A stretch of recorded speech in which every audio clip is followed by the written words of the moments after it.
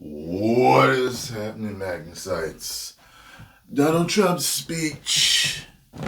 AmericaFest. You said you all wanted to see it. Well, I'm answering. Let's get it.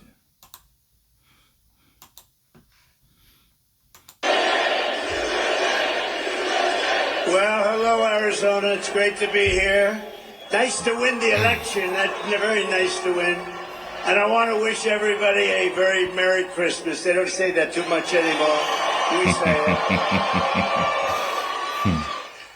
And when I had all that smoke backstage, I said, hey, are there any steps in front of me? I don't want to go down. I go down, that would not be good.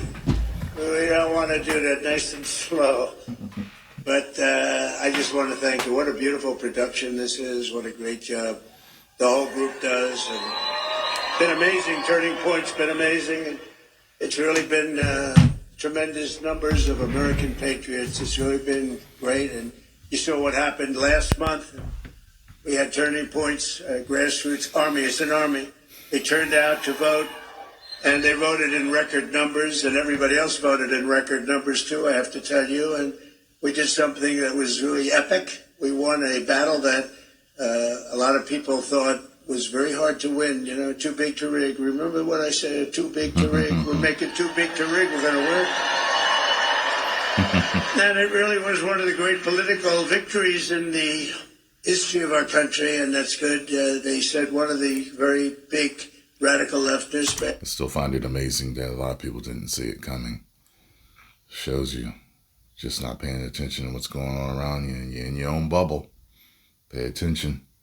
This country is tired of a whole lot of stuff the last administration brought in. And we're ready to have common sense again.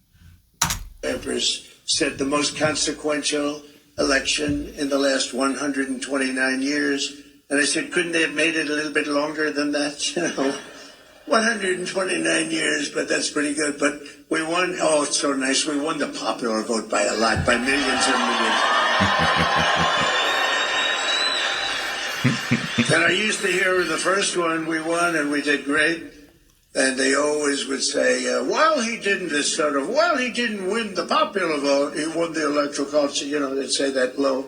But we actually did very well then, but we did really well the second time. And this time, we said, to hell with it. We got to just blow them away. And that's what we did. We blew them away.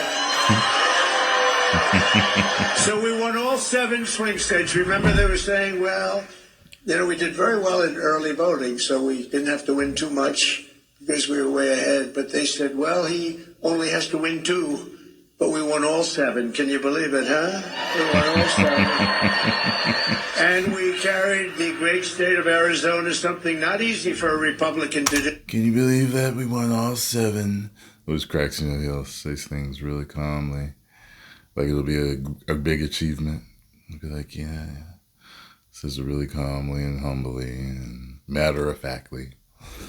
Like, yeah. But it was easy for us to do.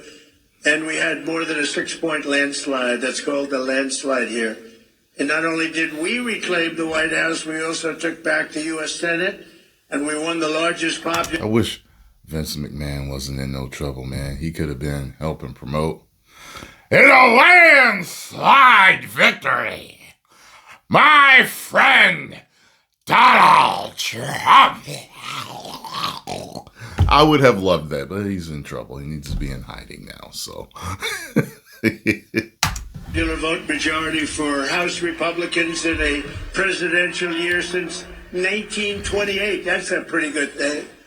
And I want to express my tremendous 28. That's House Republicans and we won the largest popular vote majority for House Republicans in a presidential year since 1928. That's a pretty good thing.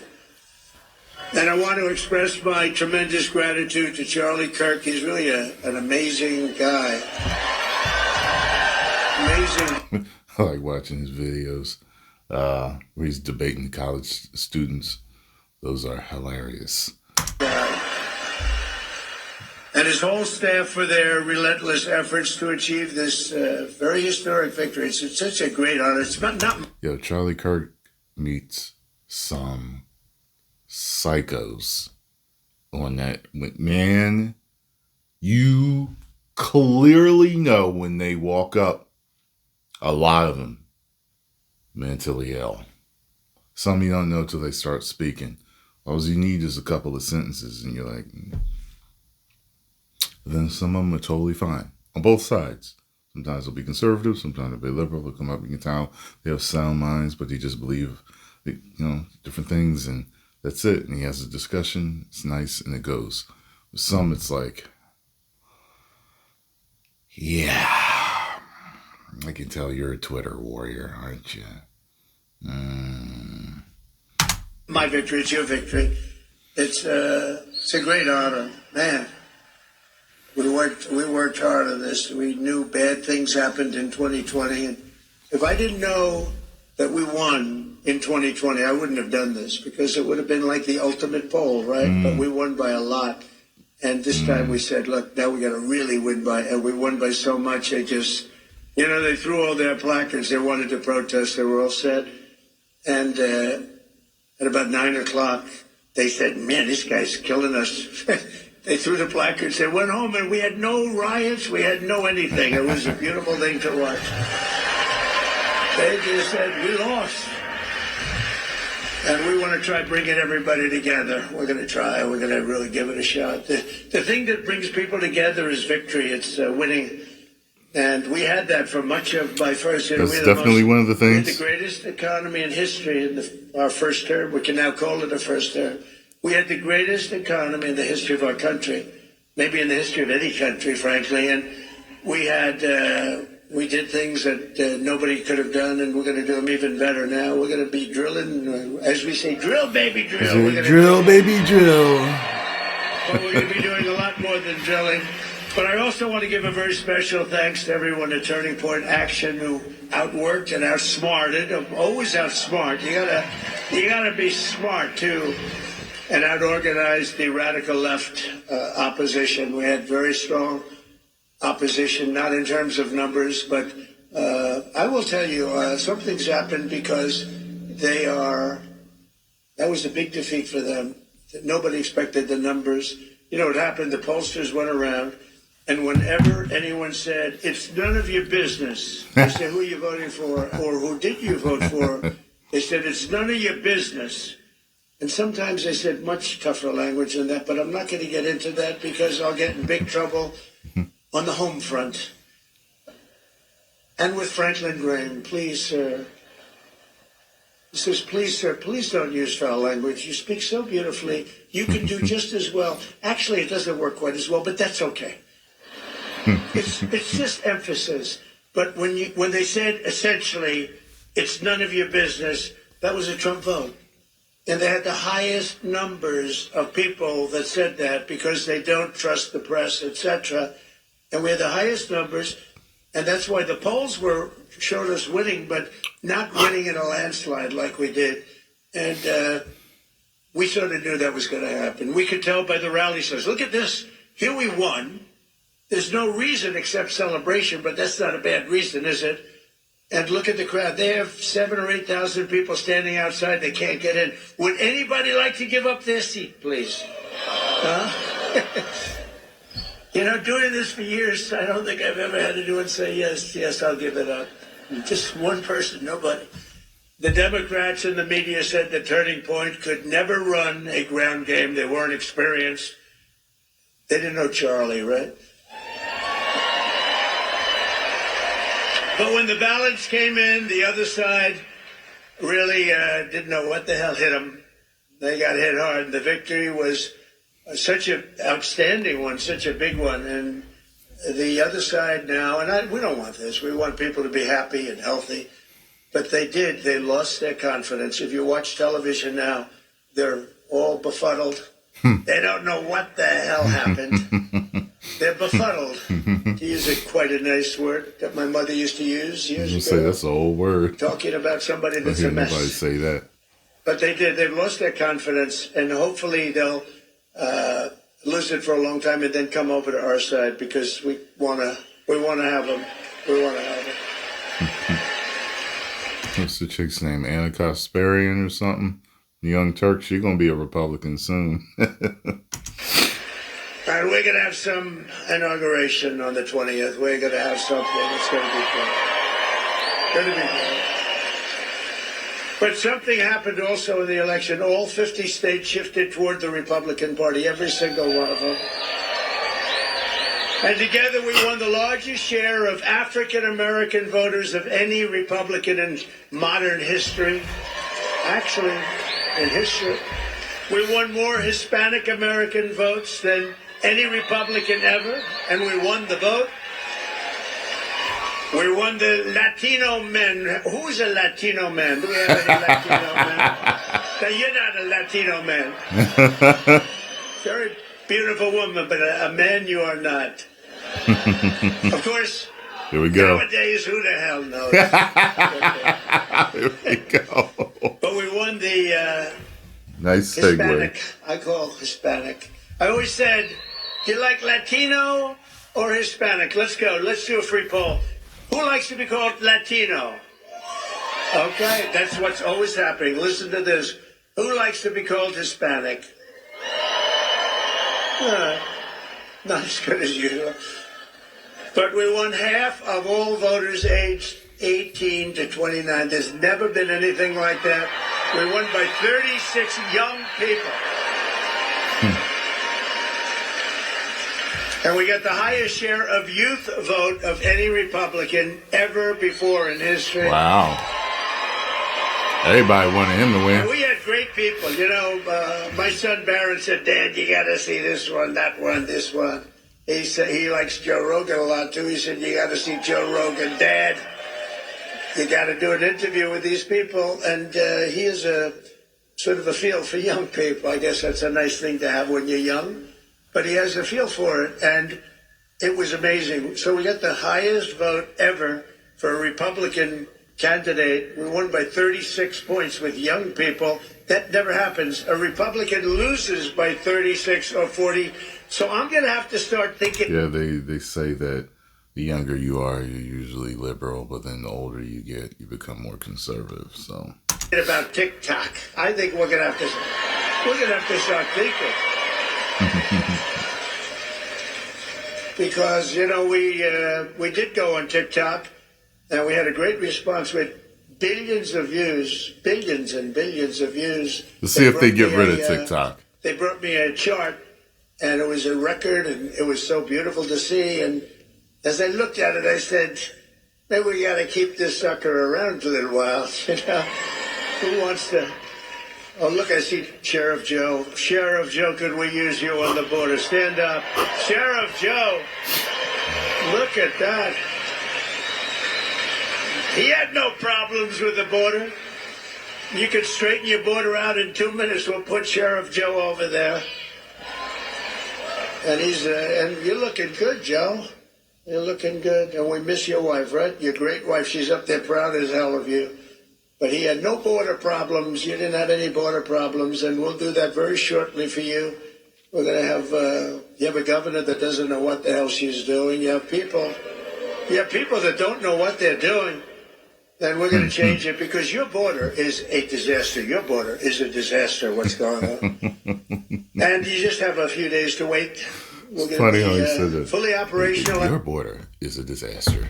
I would say by about 2 o'clock on the 20th. 20th of January.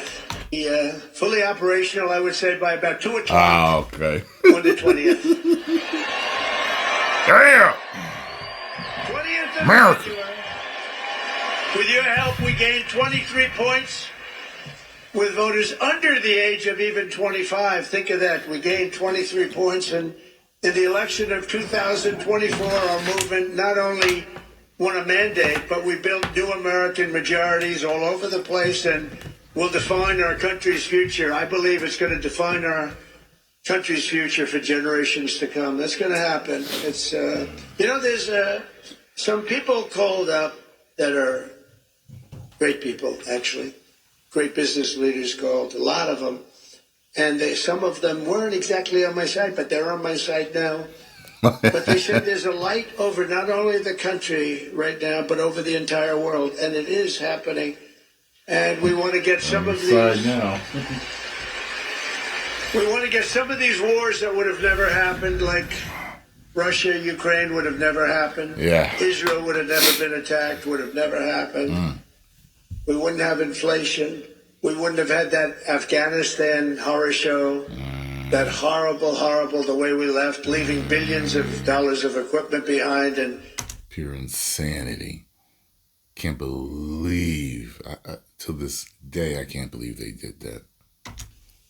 13 soldiers, and nobody ever mentions, and I mentioned because Like you're the most powerful country in the world, and you did that? What?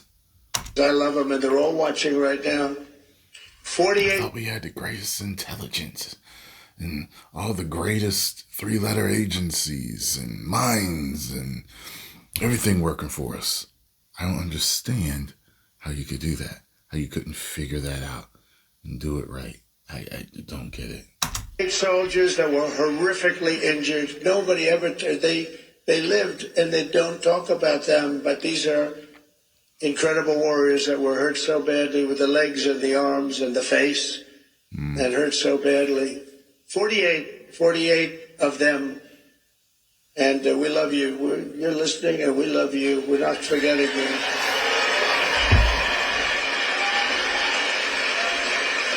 And for all of us standing before you today, I can proudly proclaim that the golden age of America is upon us. It is. I hope so.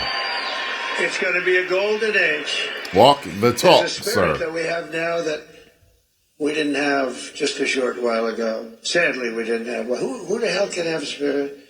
Watching women get beat up in a boxing ring? I don't think that's spirit, right? We're going to end that one quick. We're going to end it very quickly. We're going to end that one very quickly. Since the election, the stock market has broken one record after another. The biggest gain of stock market. Can I ask you a question? I want to know, what do all the people that are on the left that hate him have to say about what happened in those first few days of him being elected? The stock market going up and crypto going up and all these world leaders wanting to talk. And hey, Trump, what's happening, bruh? Hey, we was just coming to talk to you. I swear to God, we was getting the sandwiches from the store. I swear to God, we was getting the sandwiches. That's it. And we was going to come talk to you. We was on our way.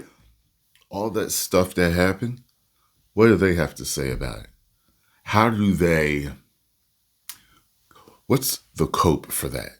What's all this great stuff happened, but he's still the next Hitler? Like what did they say? Or did they not have anything to say?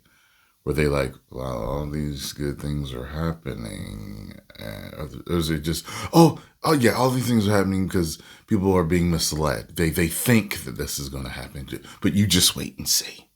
Is that what it is? Or I did see some people saying that online, certain talking heads.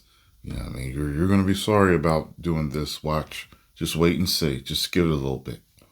After an election in history, that's a good sign. In a single month, small business optimism soared 41 points, which is a record. Wow. That's a record.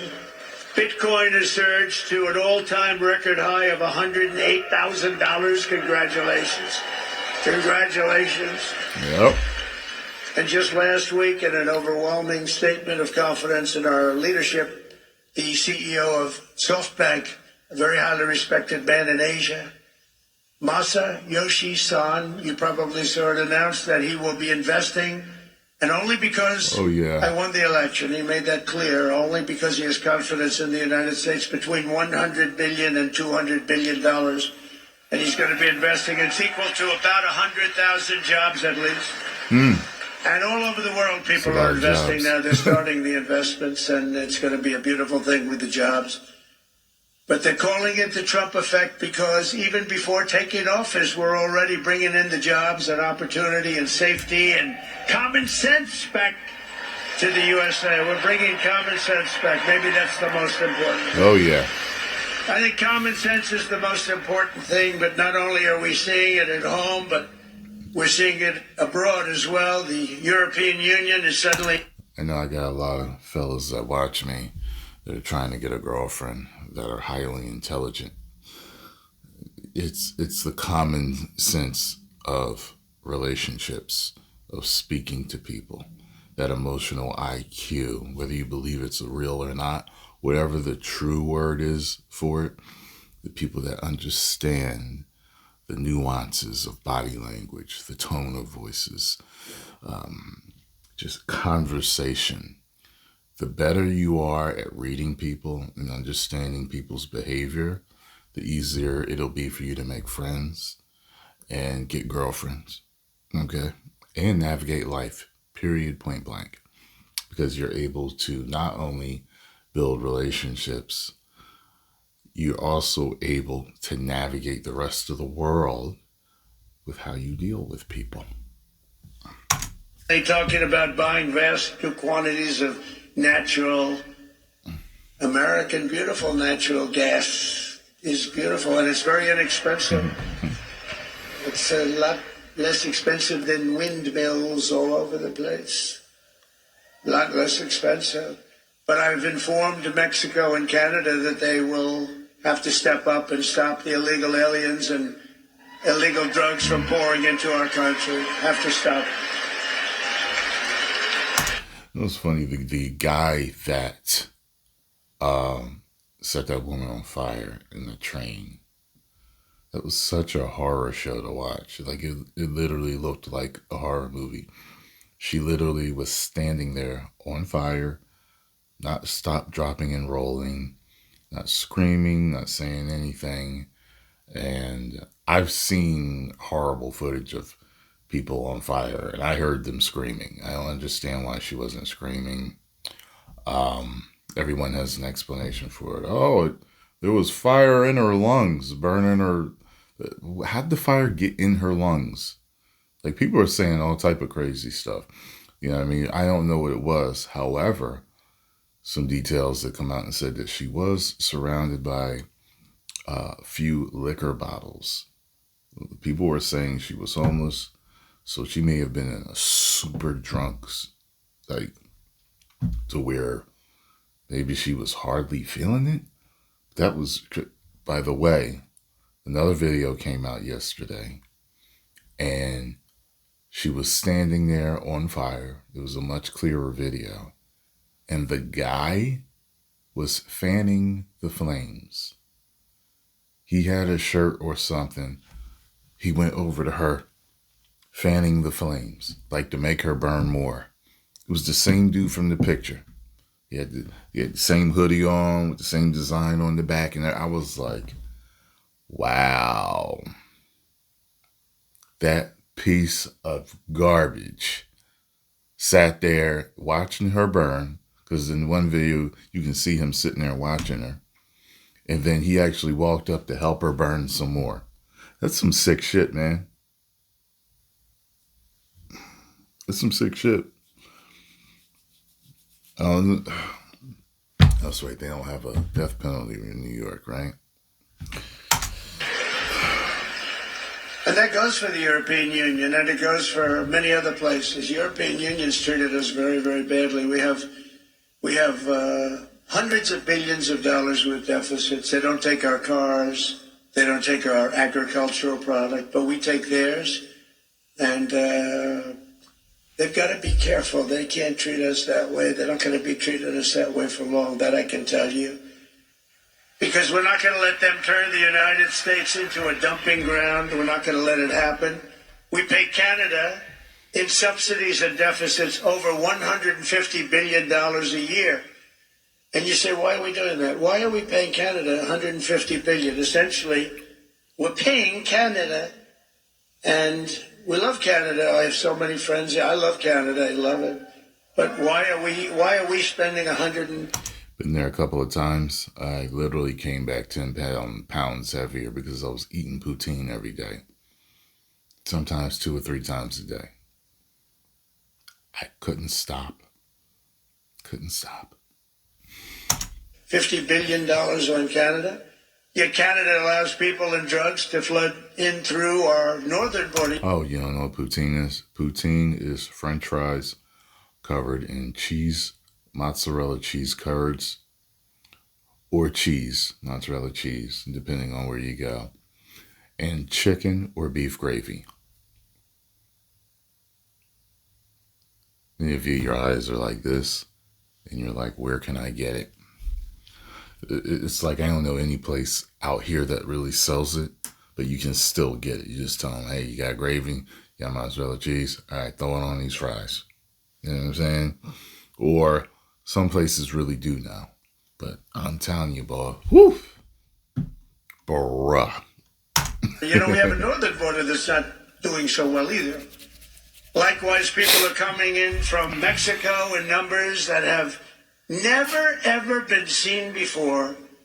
We had 21 million people come in over the past 4 years. Think of that, 21 million people. And you see a lot of these people should not be here.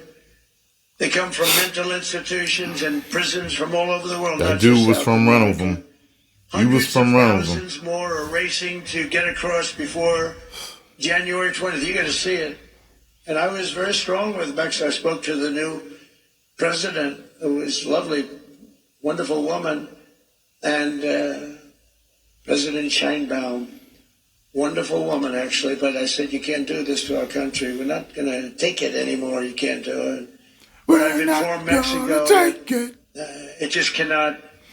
No, we're not going to take it. We're not going to take it anymore. Continue. We're not going to let it continue. The United States has lost 300,000 people a year. Think of that. I don't know. I mean, how many people?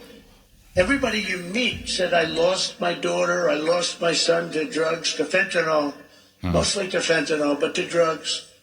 Families are being destroyed, and we're going to stop it. We're not going to let that happen. And we're also going to be doing something that's, I think, going to help a lot. We're going to do very big advertising campaigns, just like a campaign for running for president. We spend a lot of money, but it'll be a very small amount of money relatively. We're going to advertise how bad drugs are for you, how bad they are. They ruin your look, they ruin your face, they ruin your skin, and ruin your teeth. If you want to have horrible teeth, take a lot of fentanyl. If you want to have skin that looks so terrible, take fentanyl. We're going to show what these drugs are doing to you. Nobody's done that before, and we're going to do it. And that is, it's going to be like... Look at some before and afters with meth. Running a political campaign, just like running for president, just like we just did. We had some pretty good ads, right? We explained what these people have done, how they're destroying our country. I mean, who would let millions of people pour in from prisons and jails and mental institutions, and I always say, Biden Harris asylums. You know, the press gave me a hard time because sometimes I'd use a name, Hannibal Lecter. They said, why does he mention Hannibal Lecter? That has nothing to do with it. Why would he? I mean, are they stupid? The fact is that we don't want Hannibal Lecter. You know what that is? Silence of the Lambs. We don't want Hannibal Lecter, Dr. Hannibal Lecter in our country, do we, huh? And you know what happened when they went to the voting booth? Or, unfortunately, if they signed their mail-in ballot, but we got by it. We got to change all of that stuff. We got to have great, fair, confident elections. True. But when they went into the booth or they signed their ballot, they said, Hannibal Lecter, that's a bad guy. We don't want him here.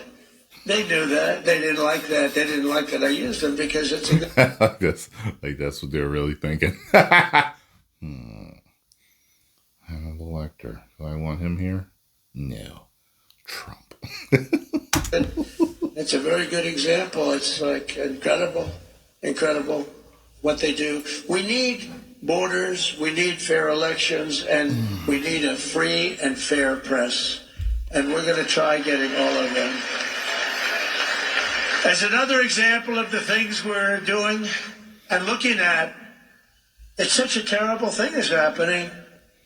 The Panama Canal is considered a vital national asset for the United States of America due to its critical role, American economy, the whole world economy, and also national security. The Panama Canal. Has anyone ever heard of the Panama Canal? Huh? Because we're being ripped off at the Panama Canal like we're being ripped off everywhere else. A secure, he just said, take it back. That's a good idea. Where do you come from, sir? He doesn't come from Panama. Oh, yeah, good. A secure Panama Canal is crucial for U.S. commerce and rapid deployment of the Navy from the Atlantic all the way to the Pacific. It's an incredible thing, and drastically cut shipping times down to U.S. ports by days and even weeks. The United States is the #1 user of the Panama Canal, with over 72% of all transits heading to or from U.S. ports. Think of that. So we built it. We're the ones that use it. They gave it away. Considered one of the great wonders of the world. The Panama Canal opened for business 110 years ago and was built at huge cost to the United States. Huge. And it really is big when you consider the lives and the treasure, the equivalent of $1.2 trillion today. You don't hear those numbers. Thought he was going to say 1.21 gigawatts. 38,000 American men, almost all men, they went there to be construction workers and dig. They would dig. If you're a fan of mine and you don't get that joke, shame on you. Boo this man. And they were brave. 38,000 men died from infected mosquitoes in the jungles of Panama during the construction period. Think of that. We lost 38,000 men. Teddy Roosevelt was president of the United States at the time of its building and understood the strength of naval power and trade. Wait, what? Building of Panama during the construction. Brave. 38,000 men died from infected mosquitoes in the jungles of Panama during the construction. I was like, there's no way that many men died from construction. I was like, there's no way, but okay, the mosquitoes. Construction period. Think of that. We lost 38,000 men. Teddy Roosevelt was president of the United States at the time of its building and understood the strength of naval power and trade. Wow. When President Jimmy Carter foolishly gave it away for $1. Must have been high pay. Why did he? I've heard this story once. I remember seeing a documentary on it, but I can't remember why, the $1 thing. During his term in office, it was solely for Panama to manage and not for China or any other country to manage. You see what's going on there? China.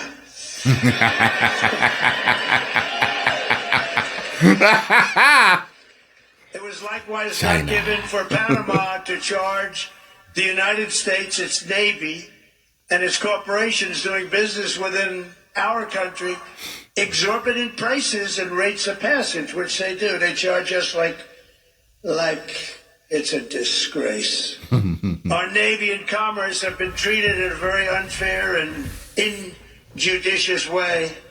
He didn't know how much, but he knew it was high. Ridiculous, highly unfair, especially knowing the extraordinary generosity that has been bestowed to Panama, I say very foolishly, by the United States. This complete ripoff of our country will immediately stop. It's going to stop. The United States has a big and vested interest in the secure, efficient, and reliable operation of the Panama Canal. And that was always understood when they gave it to Panama. Can you believe that? We would never have done it if we thought what's happening now can happen. And we would never, and we will never, ever let it fall into the wrong. We'll never,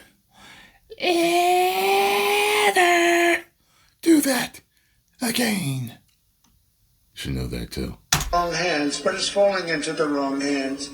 It was not given for the benefit of others by a token of cooperation, but it was given to Panama and to the people of Panama, but it has provisions. You got to treat us fairly, and they haven't treated us fairly. If the principles, both moral and legal,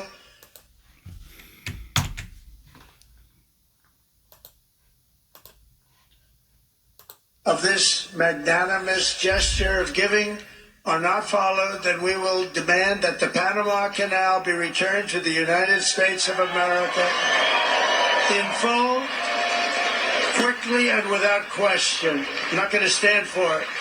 So to the officials of Panama, please be guided accordingly. William McKinley, the 25th President of the United States, was because of the vast sums of money that he brought into our country, the person really who got us the money that President Theodore Roosevelt used to build the Panama Canal and a lot of other things. McKinley was a very good, maybe a great president. They took his name off Mount McKinley, right? That's what they do to people. Now, he was a great president, very good president at a minimum. He was a very good businessman.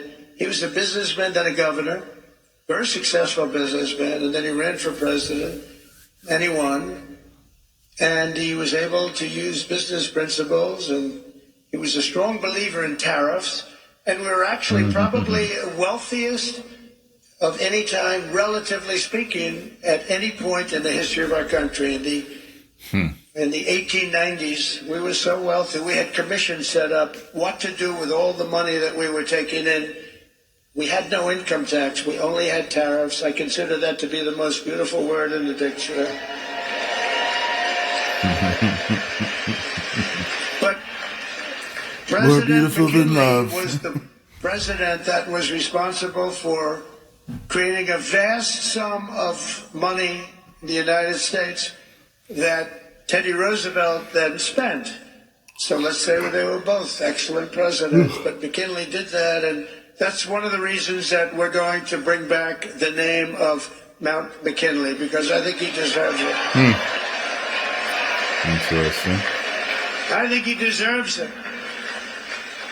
There are lots of things we can name, but I think he deserves it. That was not very gracious to somebody that did a good job. And as you know, he was assassinated. He was assassinated. We have accomplished so much in just 47 days since the election, but that's only the beginning of what we will achieve together as the 47th President of the United States of America.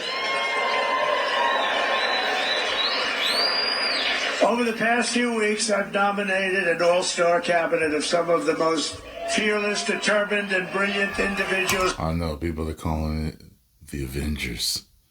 Ever to step forward for public office. And we're getting great reviews, I have to say, and they're all doing well. But we're getting fantastic reviews on the people that we chose. It's we chose. Because I wouldn't choose them if I didn't think you liked them. I don't have that kind of courage. You like every one of them, and everybody. I mean, people are amazed at the quality. Our Secretary Scott of the Treasury is central casting, the whole group. But to get wokeness out of our military and restore the unquestioned strength and fighting spirit of the American Armed Forces, I've appointed Pete Hegseth to be our next Secretary of Defense. He's going to be great. You know, I've interviewed with him a lot on Fox, and all he ever wanted to talk about was the military, including when we were on. He'd talk about the military. He'd talk about how unfairly our soldiers were treated. Can I give a pardon to this one or that one who's treated so unfairly? They teach them to be fighting machines, and then when they fight, they want to put them in jail for 35 years. And he was very strong on that. That's all he wanted to talk about, really. And it just seemed so natural to me. Plus, he had a great education, went to Princeton and Harvard, was a tremendous student, and he's a very vibrant, strong guy. I think he's going to be great. He's doing well to make our intelligence community respected even more. I don't even think the word even is right, because we had some bad years with these people. But we're going to do something. We're going to stop looking at all of these horrible foreign wars that we've gotten ourselves through stupidity. We're in wars at countries that nobody ever even heard of before. And we're going to be smart. We're going to be guided by strength. And we're going to have peace through strength like we had. I had no wars other than I wiped out ISIS. We wiped out... I just started noticing these dots going back and forth. When the hell did that start? Somebody's going, they're orbs! They're orbs! ISIS in a small fraction. They said it was going to take 5 years. It took 4 weeks. Maybe it's always been doing it. I'm just now noticing. Not the ones you see on television, the real generals. But I've nominated Tulsi Gabbard as our Director of National Intelligence. And to be our next Secretary of Health and Human Services, I decided, look, something's going on here. When you look at, like, autism from 25 years ago, and you look at it now, something's going on, and I nominated Robert F. Kennedy, Jr.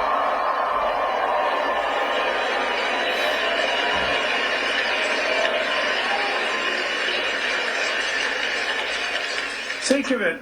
Think of this.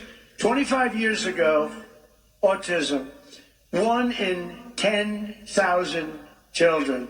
Today, it's 1 in 36 children. Is something wrong? I think so. And Robert and I, we're going to figure it out. But did you ever hear numbers like that? Something's wrong. There's that many autistic people now. That's crazy. And that's a problem. And they will have problems functioning, making friends, starting relationships, navigating the world. I had a friend that was autistic. Not friends with him no more, but they definitely had problems understanding certain communication. You know what I mean? There's just certain things they just couldn't see. So something's wrong. Likewise, there's been a 25% increase in childhood cancer and a staggering increase in chronic diseases. So together we're going to make America healthy again. We're going to make America healthy again. Something's happening. Something bad is happening.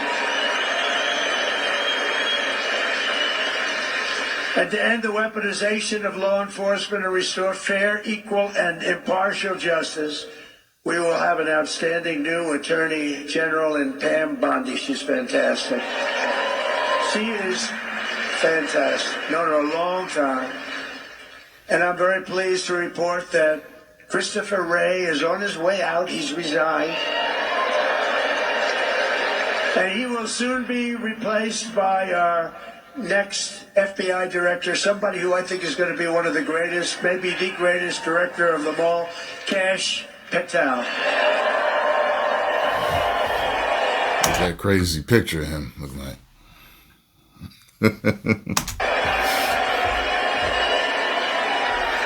It's like, who's this madman that is circulating on Twitter? I didn't know who the hell he was. It's like a picture looked crazy.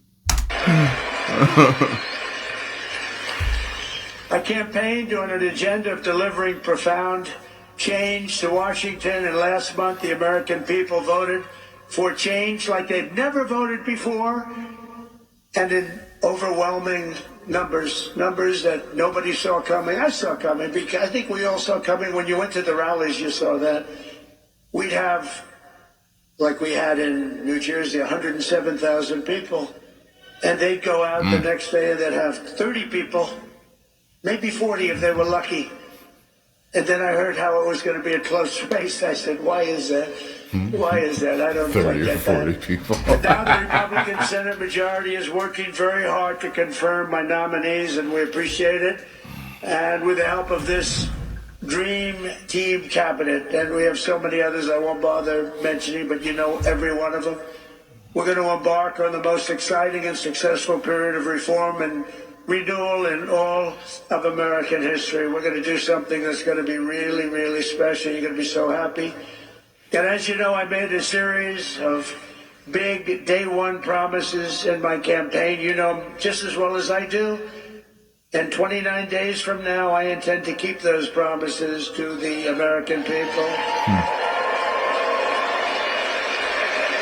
And just as we did 4 years ago, my administration will live by the motto, promises made, promises kept. We did keep our promises. Okay. All right. I'm watching. Promises made, And there's a new hat. kept. There's a brand new hat that's out. I saw it yesterday. The first time it is selling like hotcakes. It says Trump was right about everything. And I don't want to brag, but we were right about just about everything. Including foreign policy, these crazy wars that we're in. One of the things I want to do, and quickly, and President Putin said that he wants to meet with me as soon as possible.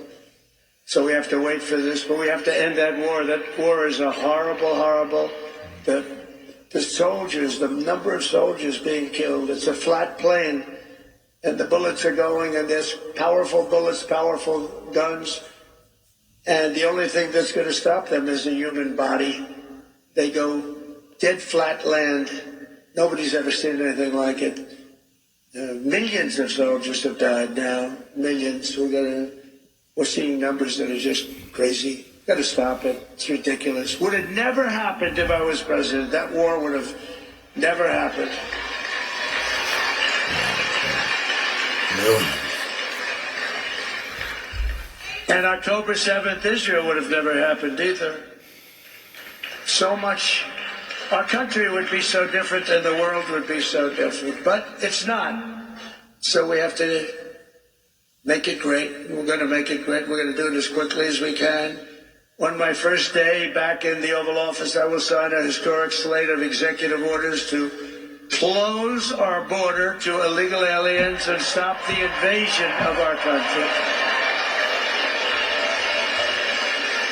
And on that same day, we will begin the largest deportation operation in American history, larger even than that of President Dwight D. Eisenhower.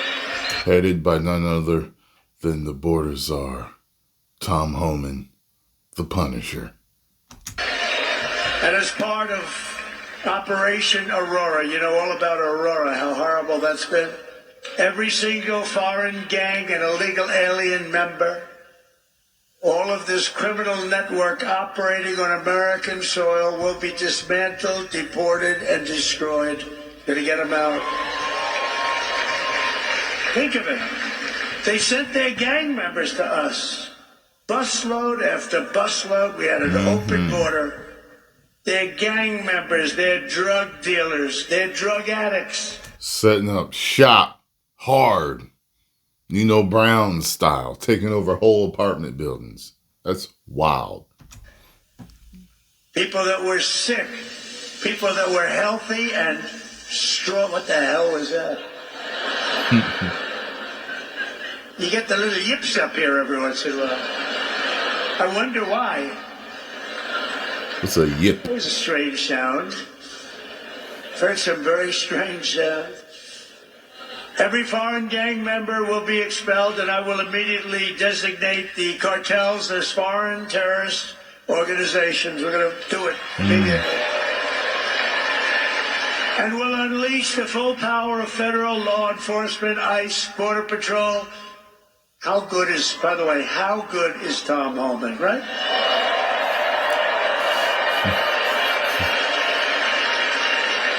He's phenomenal. I've known him a long time. I'll bet you Sheriff Joe likes Tom Homan, right? Sheriff Joe, yes? Yep. He goes, yep.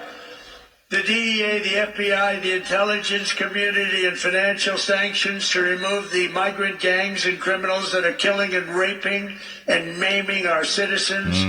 We're going to get them out. We're going to get them out. We're going to get them out fast. We have no choice. We have no choice, by the way.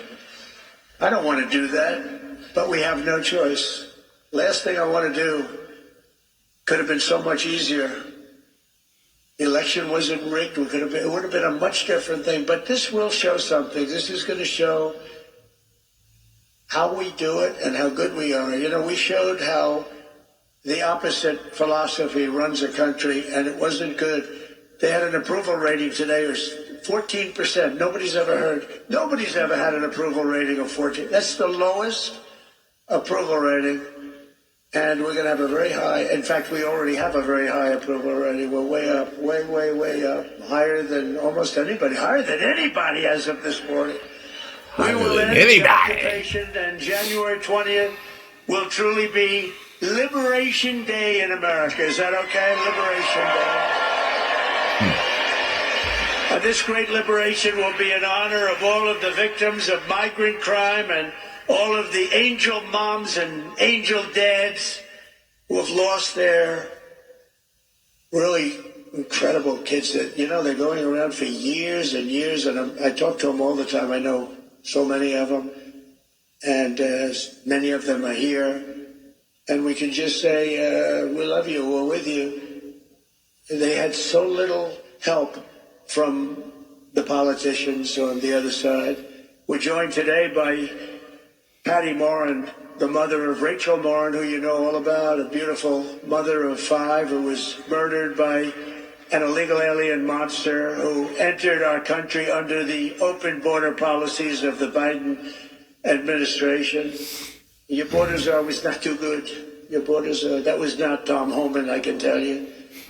But Patty, those days are over, and they will soon be over. I hope we're just not going to have, how can you say never again, but we're going to have as few as possible. It's going to be rough, and it's going to be rough for the ones that do that kind of damage to you and to our country.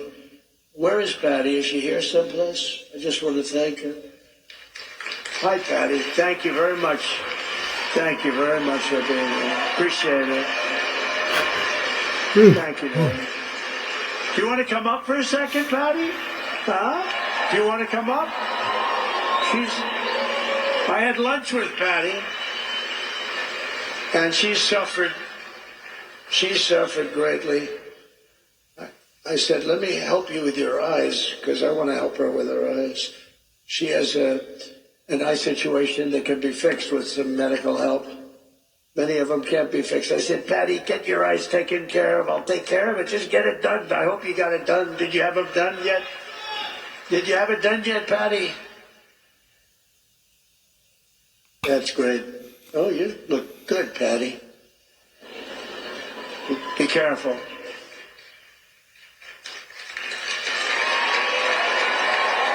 Where you at, Patty? Did you have your eyes done yet, Patty? Just get that done, okay? January. Oh, good. She's going to get them done in January. Good. Thank you. She looks emotional. Thank you. The first time I met President Trump in person, he invited us to lunch, my attorney and I. And to be honest, I didn't do anything. I just sat there.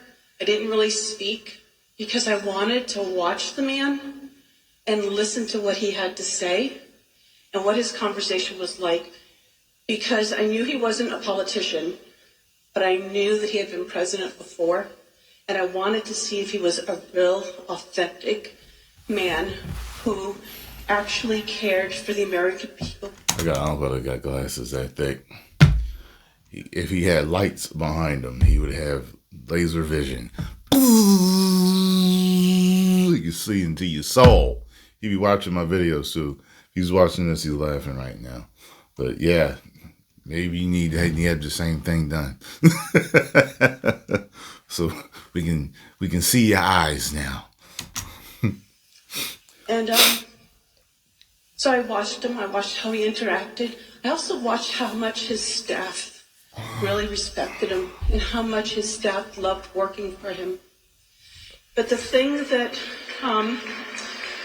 changed the way that I looked at him as a person was I realized that he was a dad, that he was a grandfather, and when you spoke to him, you could see in his eyes that he genuinely cared about his fellow human being.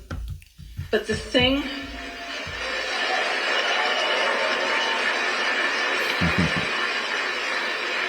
I appreciate the most is that he heard the cries of a mother.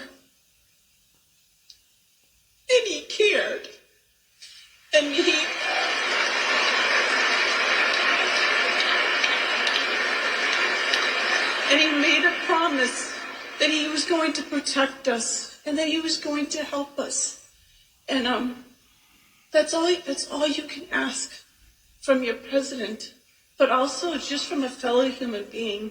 And so I personally, I am so honored to know this man and to think of you as a friend. Like her head looked like Scarlo. Scarlo be walking around like that all day. I call it duck butt. It's just hair just flapping out the back of your bun. It's supposed to be tied up for some reason. You need to wrangle it. It's it's acting up. I call her duck butt all day whenever I see it. Duck butt, come here, girl.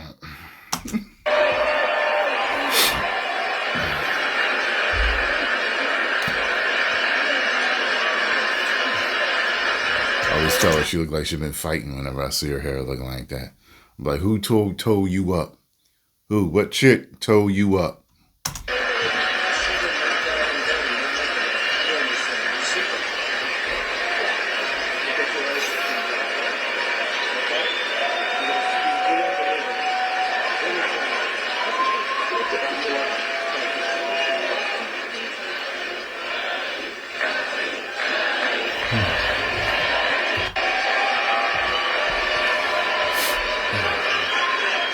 Thank you very much. She's been through hell. Who wouldn't be in hell in a cell? Not now, McMahon. Sorry. And so many people, so many, I call them angel moms, and they go through hell. And many of them say it doesn't get any better, but we have to hope it does get better. Also with us is a very special... Did he tell her story at all? He said something about getting her eyes checked. He was talking about parents. She may have lost a child. They didn't really specify, but he was talking about, parents losing children and stuff like that. That's sad, man. A lot of this stuff going on. Dudes, I feel, and it ain't just with illegal immigrants, man. People have been losing children for years, man. I grew up in the days of the children on the milk carton. Have you seen this child, man? And that's, oh man, I couldn't imagine the pain that those parents are going through. You know what I mean? And then, of course, the worst stories are when you hear something, you hear exactly what happened to the child and stuff like that. I don't know what would be worse. To not know, for the child to just disappear and think maybe they ran away or whatever. Your imagination can run wild. With maybe they're alive, just living on their own, just whatever it is. Maybe they'll come back to us one day. Maybe they'll grow up and, But when you hear some of the details of this stuff, man, it's like, God, to lose a child in that way. Man, look, I grew up in the 80s and 90s. And back then, people would always say, the older people in the community would always say, when something like that happens, don't send them to prison. Don't give them the death penalty. Give them to the family. Let me tell you something. He started doing that, that'd be wild. I'm going to say give him to the family. It's going to be signed into law. I'd be like, whoa. You know what type of uproar that would be? People's like that. Like, you've been convicted? No. The family's waiting outside for you right now. Okay? So, okay. May God have mercy on your soul. So, guy, the president of the National Border Patrol Council, Paul Perez, he's incredible. He's doing a fantastic job, but he wants to do the job right. Hey, Paul, come on up here, Paul, quickly. Paul, in 1 month, the Patriots of Border Patrol will once again have a president who will back you and will have you, and we're going to work together as we have done in the past. We had the safest border in the history of our country. And you remember the famous sign that I pulled down? That sign was about how good the border was. I haven't used that sign much lately. Well, we won, so I guess I don't have to use Got it. a But Butler we really suit do have on. to We use got it on. because the fact is that Yeah, John with tails. we have to have strong, safe borders, and we have to have men like this and women who are doing an unbelievable job. I've gotten to know a lot of them. I'll tell you what, they're tougher than I He am. looks nervous. People do that in cartoons and movies. I was wondering, could you, they do that. I've never seen that publicly. I don't want to mess with him, right? But this man has done as the head, and also replacing a very good guy. We know that, right? And he's going to have a good life, I hope. He's going to, because he was a very special guy, and you're a very special guy. Say a few words, please, Paul. I mean, we're back. America is back. The strength and security that Donald Trump brings to the White House is what we've needed. He's done it before. He's going to do it again. We're going to make all of these communities safe. And like Tom Homan said, if you're not going to help, get the hell out of the way. Yeah. Trump is by far the best president in the history of this country, and he's going to show everybody exactly why. Thank you. Right. Don't let us down, Trump. Don't let us down, sir. Thank you very much, Paul, and everybody, and Brandon Judd, and all of the people that do such an incredible job. We're also pleased to be joined by a man who just also, we really did well in Texas. And I heard Ted's speech. And he can come up and speak more if he wants, or he can just, Ted's going to be going to a big event in a little while. Where's Ted Cruz? Is he here? He's here someplace, Ted? Ted? Oh, he's in trouble. Oh. He's in trouble. No, he was... I don't see him laugh He too was much. here. Oh, good.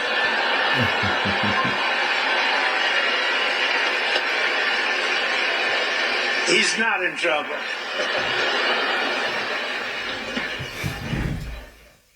Keep Texas, Texas. Amen. And I've got to say, this election has given President Donald J. Trump, a Republican Senate and a Republican House, a clear mandate. Somebody say Texas. What? What? What? What? What? What? What? Give me a hell yeah. To deliver on our promises.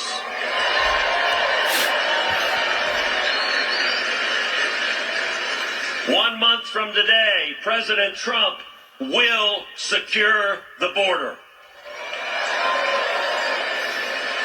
We are going to bring back jobs. We are going to lower prices. We are going to protect American families. We're going to put criminals in jail. We are going to keep our kids Get her safe. done.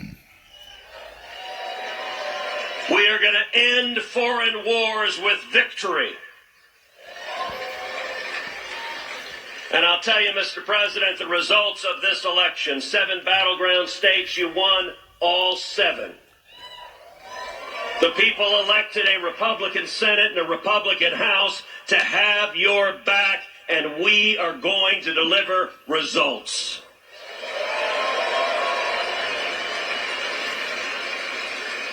And if I could speak parochially for a minute, one of the most consequential things that happened in this race in Texas, you won profoundly in Texas, and both you and I won a majority of Hispanic votes in the great state of Texas.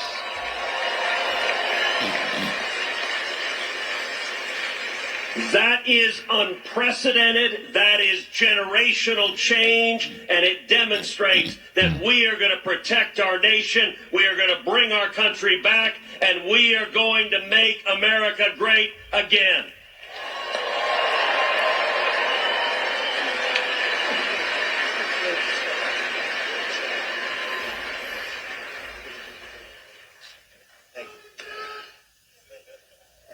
He's actually a great guy. Was really out there working. But I'm so glad he was here.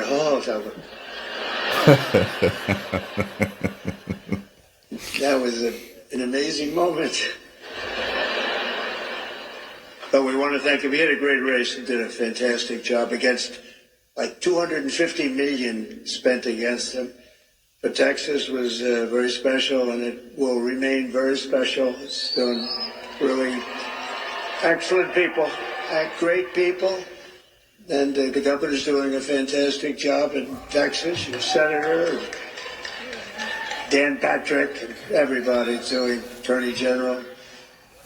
Also, I want to bring up, if I could, or just say hello to him. He's on the outskirts, because you got a lot of people in this room. You got a lot more people outside than you have in the room.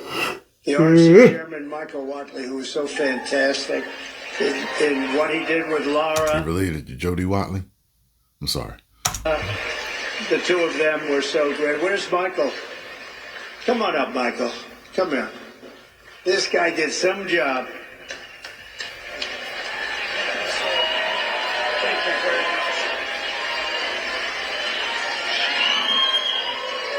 much. It takes three things to win in a battleground state.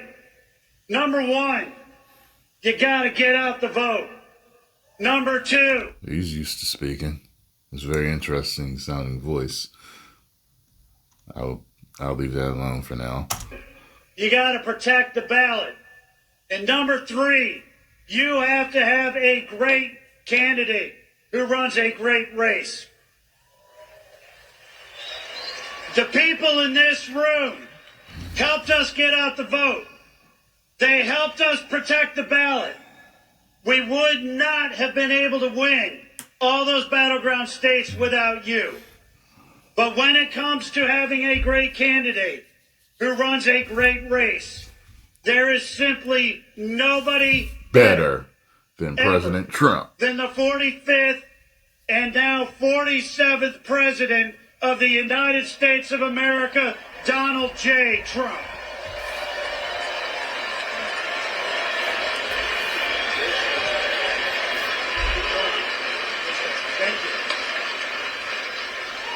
Thank you very much. He really has, and Laura have done an incredible job. What a pleasure. They were fighting. They had so many lawyers. They were fighting the enemy like you wouldn't believe. I mentioned Tom Homan, but special, he's going to do so well. A friend of mine who I haven't seen in a little while, Matt Gaetz, is here. Where's Matt? He's around here someplace. Matt Gaetz. He's got a big career set up. And just want to say hello to Matt and Arizona GOP Chair Gina Swoboda. Wow, she's very Gina. Where's Gina? Because we're going to be backing Gina to run again. There she is, Gina. Gina, are you going to run again? Yes. Because if you do, you have my endorsement. So that should be good. Thank you. Thank you, Bill. Great job you've done. A great professional golfer, a friend of mine. He's really a good golfer. Tom Pernice is here someplace. Tom, wherever you may be. Hello, Tom. Don't play him in golf. Play him in other things, but not golf. Trish Dugan is here, who is just a fantastic. Where is Trish? She's one of my great friends. Thank you very much. Has she helped? Trish has helped us so at a level that very few people can even dream of. So I want to thank you very much. Trish Duggan, please. Thanks. Where's Trish? Thank you, Trish. I think I see Carrie Lake. Is that Carrie Lake? Yes. Hi, Carrie. Stand up, Carrie. Hi.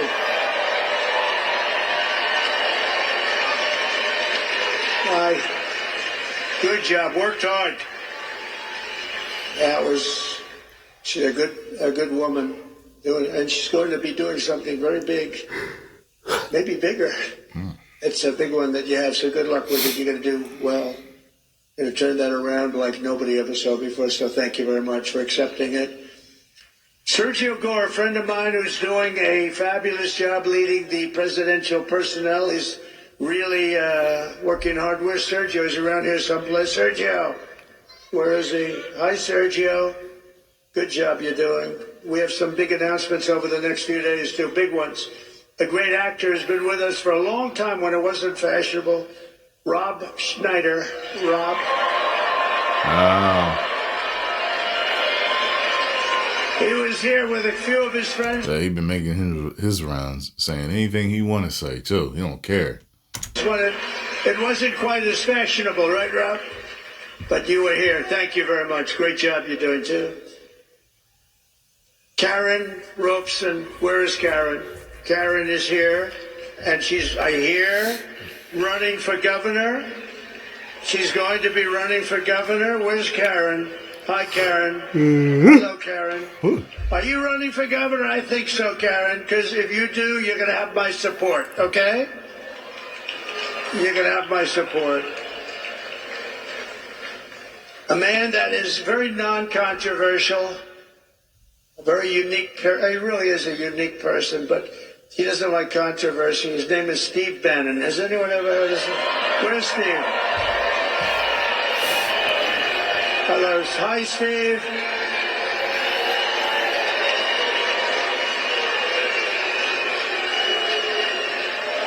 A big, powerful voice he's got. His show is phenomenal. War Room. And thank you, Steve. There's nobody like Steve. Thank you very much, Steve. And a Phoenix police officer who was shot 8 times in the line of duty, Tyler Moldovan. 8 times? I just saw Good backstage. Lord. Where's Tyler? Oh, he's got to be right there. There he is. And he made it. Hi, Tyler. Thank you, Tyler. Hi, Tyler. Wow. Thank you, Tyler.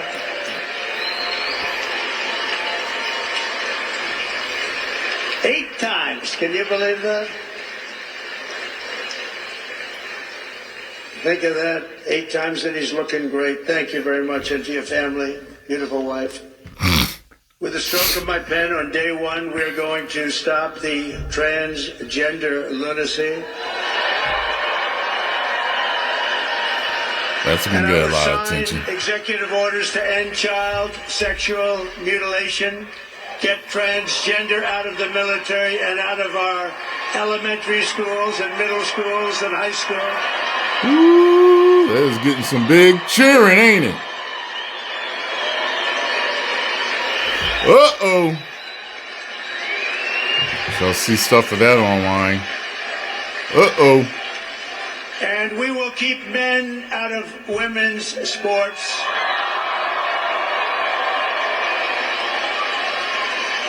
And that will likewise be done on day 1. Should I do day 1, day... Gotta make sure things are fair. Correct? Protect our women. All right. 2 or day 3? How about day 1, right? Under the Trump administration, it will be the official policy of the United States government that there are only 2 genders, male and female. Uh-oh. Doesn't sound... I find it rather amazing how quickly the whole more than 2 genders thing caught fire. I mean, it was fast.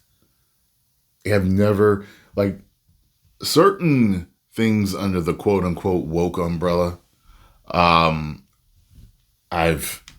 like, the way they caught fire and moved throughout our society, specifically America. Like, I was just like, whoa, there are a lot of ideas that, wait, they're putting litter boxes in children's bathrooms for children that identify as cats. Like, a lot of things caught fire and moved extremely quickly. And I don't know, it's like you're in the Twilight Zone or something. Like, you're just like, wait, I don't understand. Like, what is going on with people? No. Sound too complicated, does it?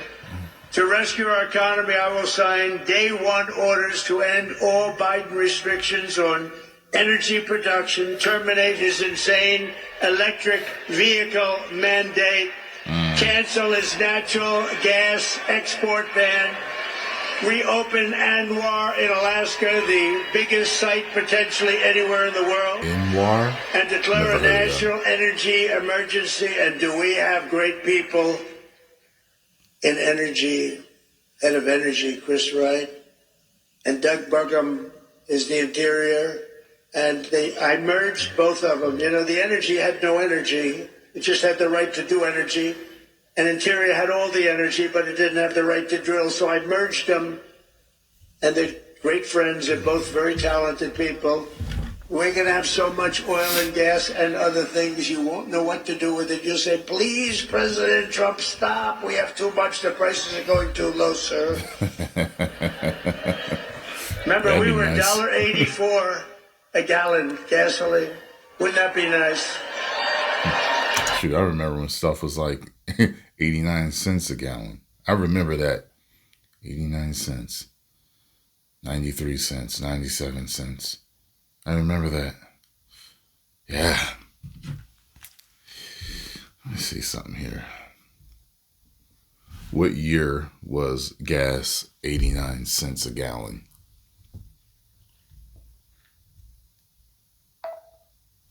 Gas was 89 cents per gallon in 2020 in some states. Wow. I remember even before that. 89 cents a gallon in 2020. Wow. I will direct every cabinet secretary. What was a gallon of gas in 1995?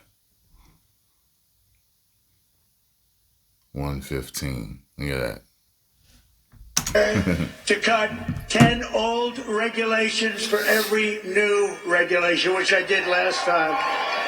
We'll be getting rid of a lot of. Last term, for me, we did something special. We cut more regulations by 4 times than any other president in history, and we're going to top that record. Some of those ridiculous regulations were immediately put back on, and they were just hurting our country. That's why we had the best job numbers ever, because of what we did with regulation. You know, we cut taxes more than any president in history, and we cut regulations more than any president in history. And when I asked the people that run the big companies, which is more important, cutting the taxes or cutting the regulations, every single one of them so far has said the regulations were more important for jobs and everything else. Who would think that?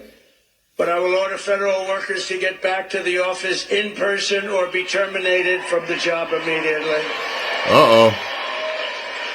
And we will create the new Department of Government Efficiency headed by Elon Musk. I was going to say, that sounds like an Elon thing, like the whole working from home. There's an argument to be made for both sides. You know, people are being observed and they're in the office. They can be more productive. It was like that for me. I remember we could work from home in a lot of ways, like when I used to sell security systems. We could make calls, we could do certain things, sign in. But when I was dressed for work in the office, I was much more productive than I was when I was at home. And I'm sure that can be opposite for other people, you know. So, yeah.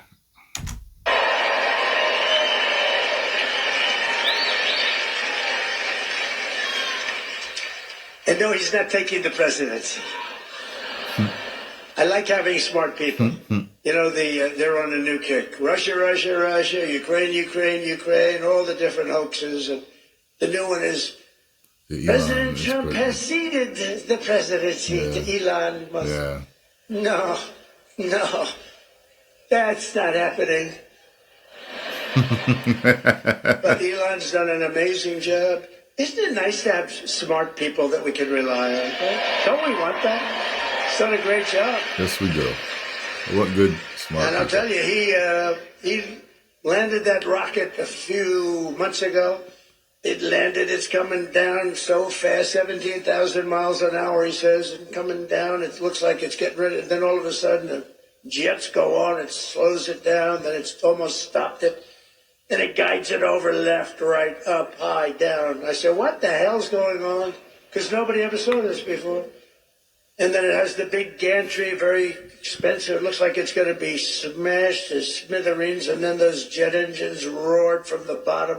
It's coming in this way, a little hot. Hooks it right on up. And Hooks the it engines right on up. pushed it straight, it landed.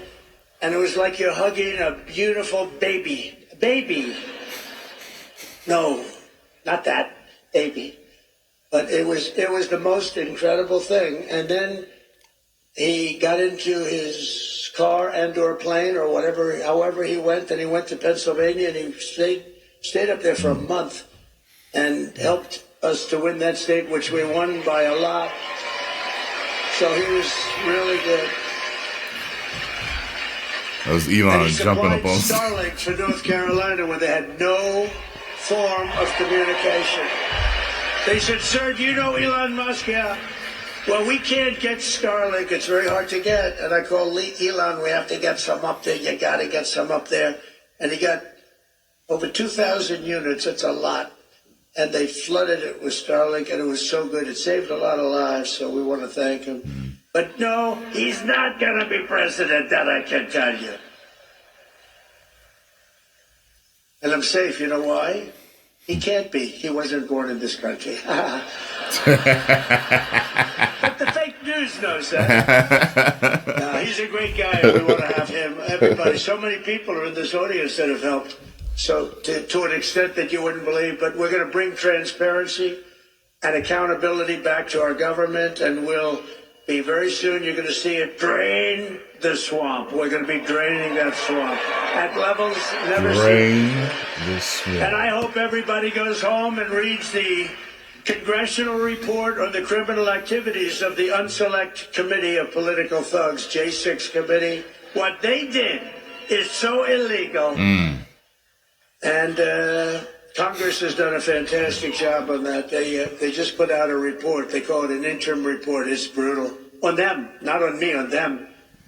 And it's terrible. What they've done to this country is just absolutely terrible. But we'll end the left's campaign of racial discrimination and restore equality to our land and all over our land. And you see that happening so much with the vote and the kind of vote we got. Nobody ever expected anything like that. And I'll end all of the Marxist diversity, equity, and inclusion policies across the entire federal government immediately. And at the same time, we will ban these unlawful policies from we're going to ban them from the private sector as well. In America, we believe in the merit system. The merit system. And now, because of the major decision handed down recently by the Supreme Court, our country has again gone back to the merit system. That's what made our country great. And I want to just thank the Supreme Court, because that took a great deal of courage for them to do that. And some people were surprised by it, but that's what made us great. Merit made us great. I will direct our military to begin construction of the great Iron Dome missile defense shield, which will be made all in the USA, much of it right here in Arizona. You know, Ronald Reagan wanted to do it many, many years ago, but they didn't really have the technology. It's lucky that he didn't, because they didn't, but they have it now. You can knock a needle out of the sky. Is that what his whole Star Wars thing was? I remember hearing about something like that when I was a kid. You know, when I was a kid, Ronald Reagan was, but yeah. And as Commander-in-Chief, I will restore the proud and historic names of our great military bases like Fort Bragg. We're going to get them back.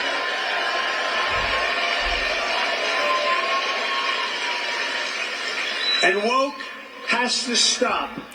Because along with everything else, it's destroying our country. We're going to stop woke. You damn right, Trump. Everything woke is a big old piece of trash. Woke is bullshit. Correctamundo, sir.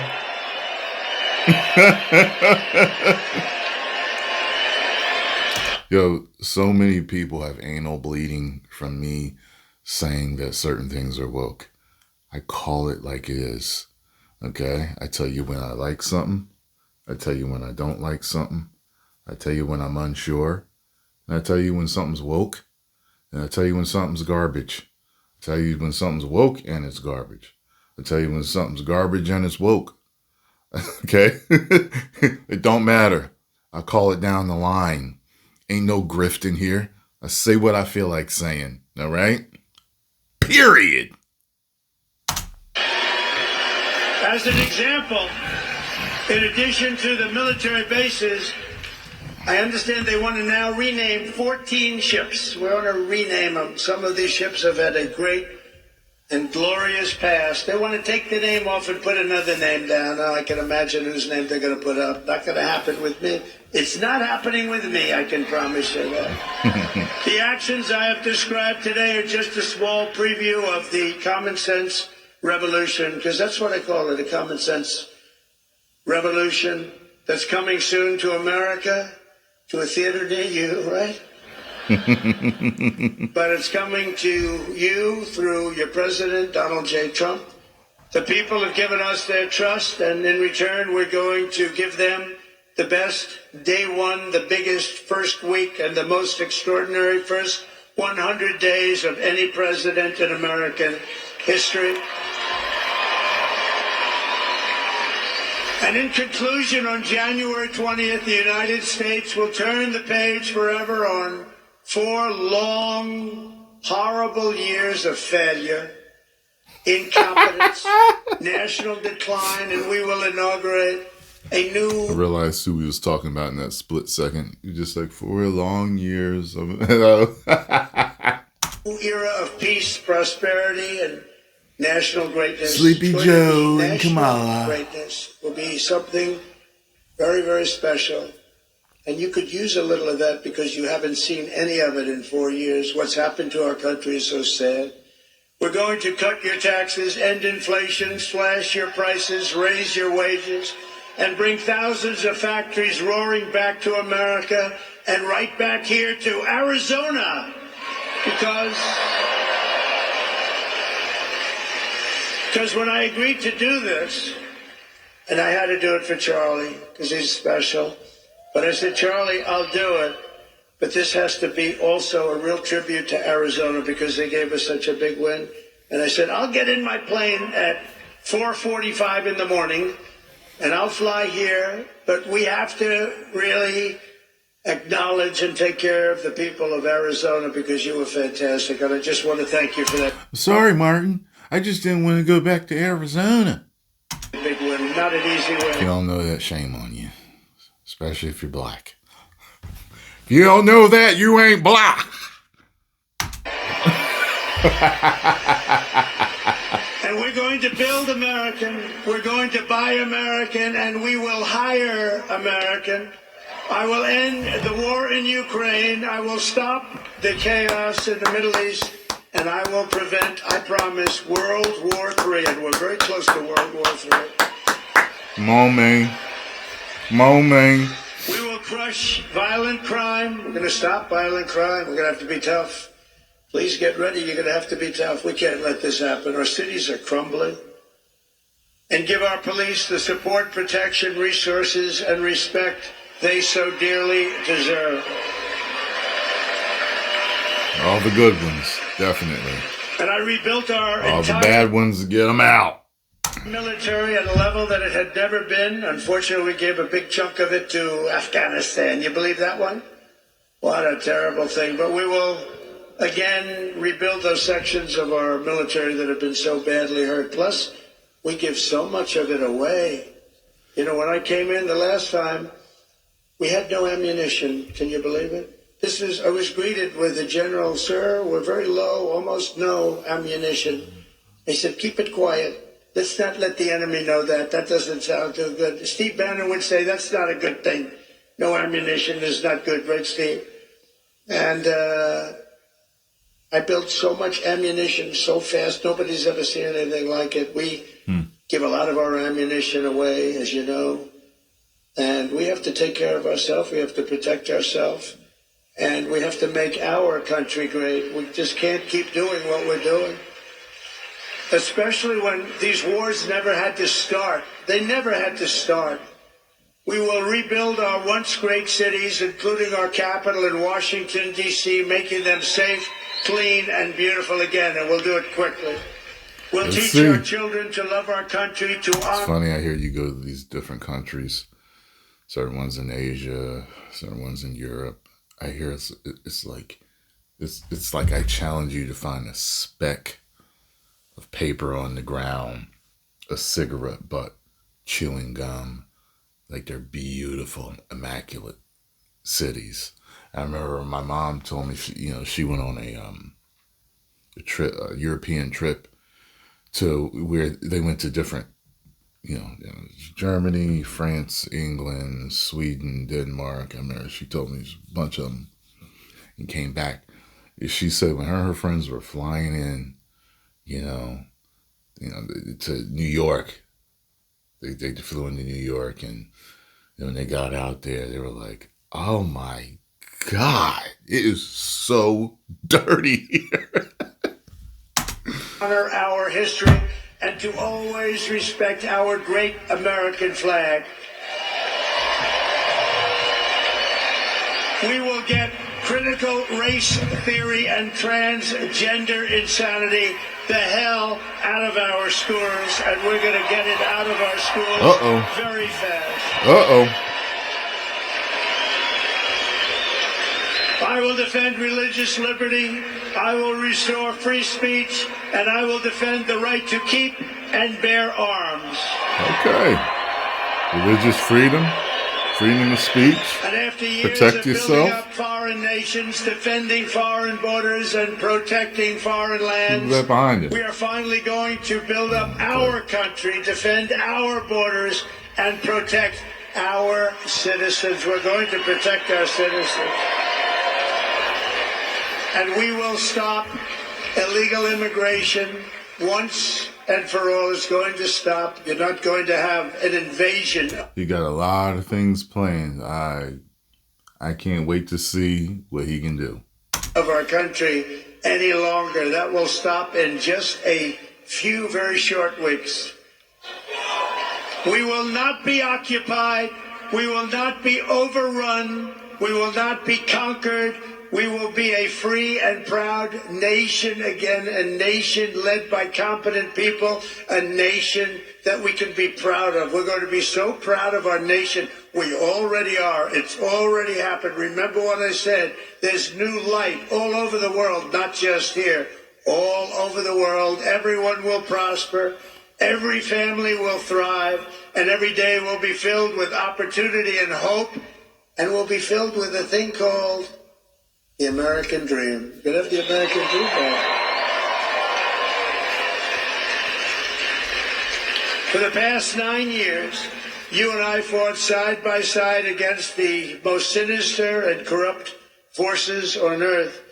And in our magnificent victory on November 5th, you showed them once and for all that this nation does not belong to them. This nation belongs to you. That's what happened.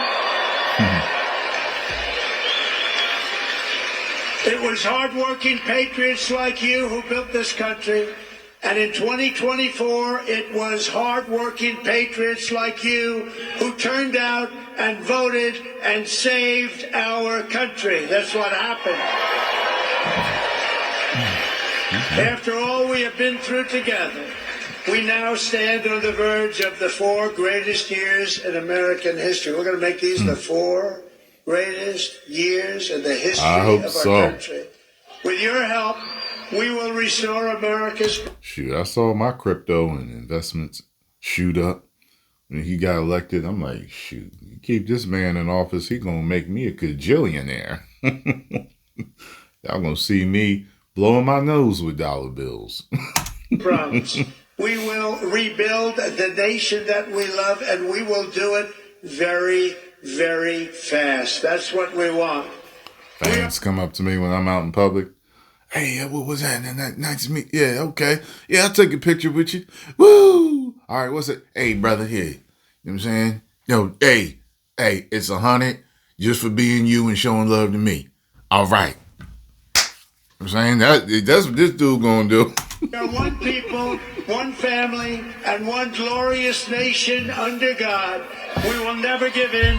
We will never give up. We will never back down, and we will never, ever, ever, ever surrender. Woo! Together we will fight, fight, fight, and we will win, win, win. We're going to win a lot. President Trump.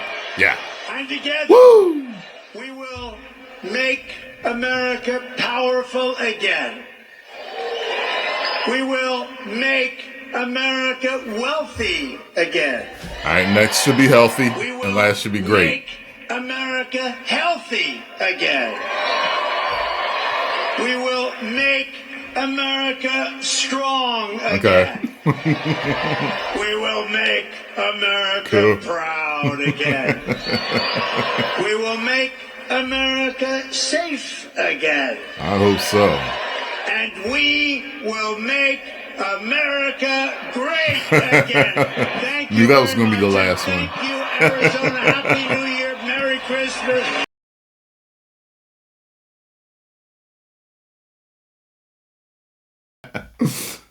So,